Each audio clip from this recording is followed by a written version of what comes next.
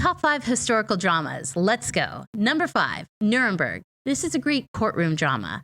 With the nature of court cases and trials, depending on how cunning one's lawyer is, sometimes it's not always a guarantee the innocent will prevail. So there's a real sense of peril and suspense involved. This is a great movie that goes into what happens after a war is over.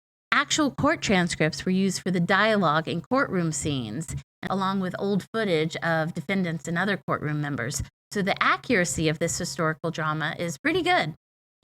Number 4, Lincoln. We all know what Lincoln did, and we all know what happened to him. So it's hard to envision a movie that can make Lincoln's life suspenseful to audiences. But this movie nailed it. The stress level and doubt that this movie conjured up was impressive. Daniel Day-Lewis brought Lincoln to life, showing him as a regular guy under extraordinary pressures at a critical point in time. This movie created a genuine appreciation for Lincoln's dedication and acumen. Number 3, The Imitation Game. I've said it once and I will say it again. I love a movie where, to put it simply, you see smart people solving problems. It could be scientists, politicians, lawyers, whatever. But I love when a movie shows smart people at work. This movie is about a group of mathematicians led by Alan Turing who work to crack the German Enigma code in World War II. Number 2, The Iron Lady. There is a reason why Meryl Streep is one of the best actresses of all time, and in this movie, she makes the career and life of Margaret Thatcher, of all people, fascinating.